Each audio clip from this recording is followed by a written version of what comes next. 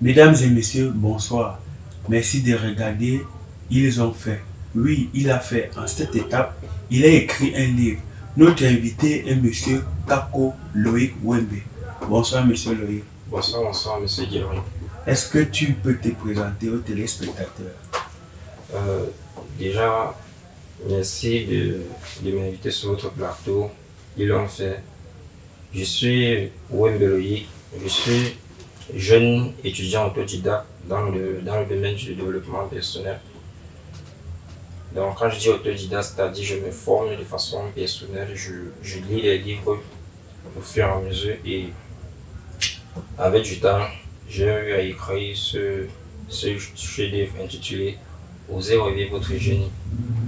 Est-ce que vous pouvez présenter vraiment le livre Osez réveiller votre génie? Ouais, bon, à la base, quand je dis Osez réveiller votre génie, c'est parce que je me dis que en chaque individu serait en lui un pouvoir endormi.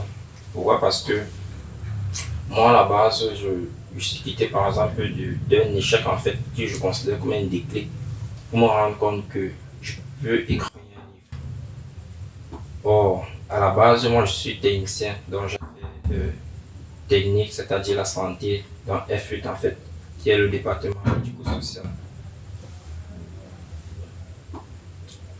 Donc, je ne pouvais pas vraiment imaginer qu'avec le temps, je pouvais écrire dans cette route, c'est-à-dire me lancer dans ce domaine de l'écriture. Donc voilà un peu comment je peux décrire le génie parlant de moi-même personnellement. Et quel élément déclencheur pour écrire ce livre? Parce que vous ne pouvez pas vous lever, vous écrire un livre. Oui, monsieur Dion, bien évidemment. C'est vrai que ça a été très très difficile, je ne sais pas si je vais le dire ici. Déjà, tout a commencé en première F8. Par mon premier échec du probatoire F8. Et puis je voulais tout abandonner. Pourquoi? Parce que je m'étais tout donné sur cet examen. Il y a des moments je partais, faire des cours, en fait tout était désordonné. Donc du coup, je fais tout ça et puis à la fin de l'année scolaire, je me retrouve en train de jouer. Bref, je voulais tout arrêter et tout. Et un jour, de façon hasardeuse, je tombe sur une vidéo de motivation sur le développement personnel. Donc, Une vidéo de qui? Une vidéo de motivation Oui. sur le développement personnel. Et qui était l'auteur de la vidéo? C'était Karamo Sangari, c'est mon premier mentor, quoi. C'était un jeune. En fait, je ne peux pas dire que je suis tombé tout d'un coup, non. Bref, je suivais juste, je parcourais, je scrollais sur mon téléphone et puis je vois une vidéo de motivation qui me captive l'attention. Oui. Avec le temps, de part et d'autre, je regarde, je suis un peu intéressé. Ces contenus, j'ai l'impression que ça me parle, j'ai l'impression que ça me dit, ben,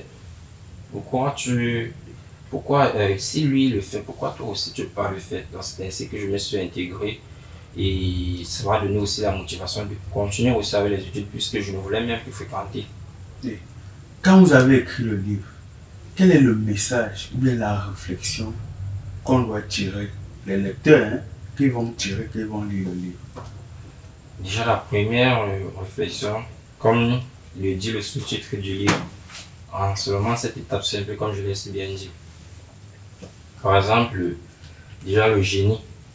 Oui. Moi à la base, je quitte d'un échec pour être écrivain, pour être jeune entrepreneur. Oui. Donc ça veut dire que ce qu'on peut tirer, c'est que ce qui nous arrive dans la vie ne nous arrive pas seulement comme pour nous, mais parfois ça peut aussi nous arriver pour nous. Oui. Je m'explique, par exemple, comme le disait mon mentor, peu importe ce qui nous arrive, c'est notre façon de réagir face à ce qui nous arrive. Oui. Donc je peux dire que pour moi personnellement, l'échec, ça m'a transformé. Et le second passage, par exemple, c'est la discipline, que c'est un principe que j'aime beaucoup, parce que c'est ça qui m'a permis à être étudiant qui faisait ses cours, qui faisait aussi la vente de l'amoureux fumé, parce que c'est un commerce que je faisais aussi. Et l'écriture de mon premier ouvrage, parce que tout n'a pas commencé par oser rêver votre génie. Mais j'ai d'abord écrit un premier livre, c'était en classe de terminale, qui était La voie entrepreneuriale. C'était comme ça, c'était intitulé. Puis je me suis rendu dans les établissements secondaires et universités pour aller vendre. Donc, ce qu'il veut comprendre, c'est qu'après la lecture de ce livre, on peut avoir les clés, les 7 clés pour atteindre, pour faire, ou pour réveiller le génie. Ouais, bien, ouais. Je me dis pourquoi, parce que quand je Est-ce que ça a marché pour vous? ouais, je peux pas dire que ça a déjà marché, mais ce que je peux dire déjà, c'est que pour moi, en fait, la réussite, c'est une question de processus. Oui, Parce que c'est un peu comme se brosser les dents, en fait. oui, Chaque jour, on se lève, on sait qu'on doit se brosser les dents. Du jour où vous ne brossez pas les dents, ça veut dire que vous arrêtez de grandir. oui. Donc, moi, personnellement, je me considère pas comme déjà au sommet, mais je continue toujours à me développer. Je sais que j'ai déjà écrit un livre, j'ai déjà créé, par exemple, une mini-structure qui est nommée KML, toujours grâce à ce fameux développement personnel. J'ai essayé de parcourir votre livre. Il y a un passage qui m'a captivé. Vous dites que pour réveiller son génie, c'est 1% d'inspiration et 90% de transpiration. C'est quelle figure de style? Bref, je peux juste paraphraser vraiment cette pensée-là, parce que ça ne m'appartient pas. L'auteur de cette pensée, c'est Thomas Edison. Oui, Parce que ce grand renard, en fait, m'a beaucoup fasciné. oui, Il a dit, euh, le, ce- je vais dire, la réussite, c'est 1% d'inspiration, mais oui. 99% de transpiration. Donc ça veut dire que avoir l'idée seule, en fait, ça ne suffit pas. Il Il va faut, falloir, il va falloir travailler de façon acharnée, et même pas seulement de façon acharnée, avoir un plan. En fait, toutes ces étapes qui figurent dans le livre, Oser revivre votre génie. est-ce qu'en osant, à coup sûr on réussit? Bon, à cette question, je dirais pas forcément, hein. Pas Parce forcément. que je lis sur votre page, c'est bien écrit. Bien que parfois nous n'ayons aucune certitude des résultats de nos actions, pourquoi ne pas agir comme si tout était possible? Oui, bien évidemment. C'est vous l'auteur de cette phrase? Oui, Oui. oui, moi je dirais à cette question, est-ce qu'en osant, sauf toujours le privilège de réussir? Pas forcément. Sinon c'est que toute personne qui aurait franchi le premier pas pouvait réussir. Sinon, peut-être les gens qu'on connaît, comme les Thomas Edison, par exemple, comme pourquoi pas les Francis Ganou, ce sont des personnes qui, les premières tentatives, ça n'a pas marché, deuxième tentative, ça n'a pas marché. Oui. Mais sauf que ce qui est vraiment génial, ce qui me fascine vraiment, c'est qu'à la fin, on obtient quelque chose de vraiment magnifique. On acquiert l'expérience en fait. Parce qu'en osant, on ne sait pas vraiment si ça va marcher ou ça ne va pas marcher. Mais ne pas essayer, tout. On perd tout parce que on va rester là, dans sa zone de sécurité, mais rien ne va venir en fait. Ok. Regardez la caméra là. Quel est le conseil que vous donnez aux jeunes qui veulent écrire un livre comme vous? Euh, Comme conseil que je pourrais donner aussi à des passionnés de la lecture, à des passionnés de l'écriture, déjà je voudrais dire comme tout au long de cette émission, moi à la base, je n'ai pas eu un parcours littéraire, mais comment je suis quitté de là à écrire, déjà je peux dire deuxième ouvrage, c'est parce qu'à la base, il y a le premier principe clé que j'aime beaucoup, qui est la passion. Parce qu'en fait, sans passion, on ne peut pas vraiment arriver au bout des challenges. Parce que moi, j'ai rencontré beaucoup de challenges. Ouais, je parle si facilement, mais ça n'a vraiment pas été facile. Puis, le deuxième conseil, c'est que il est impératif pour moi, en fait, de s'inspirer d'un modèle de réussite.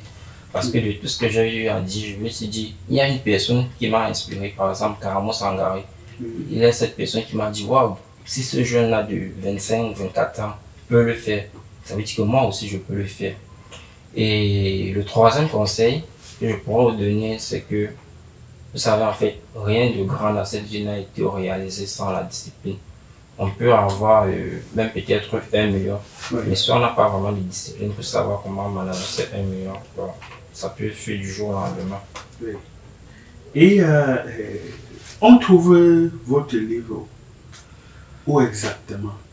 Le livre, il est sorti, ça fait déjà 2 mois. Donc du coup, c'est vrai que c'est vraiment pas aisé, mais nous sommes encore en train de chercher des dispositions par rapport au livre. Ben déjà, le livre, il est disponible chez l'auteur, Oui. sur les contacts. Et si on veut vous joindre, on vous joint à quel numéro? Mon contact, ouais, c'est le contact WhatsApp, Oui. le 6 114 Oui. 19 114 26. Oui. Et le second contact, qui est le contact, c'est le Non, avant le second, vous pouvez répéter le premier contact. et c'est le 6 114 Oui. 19 114 26. Et le second. Et le second, c'est le 655 Oui. 76 Oui. 23 84. Again. Again, c'est tout. Ok.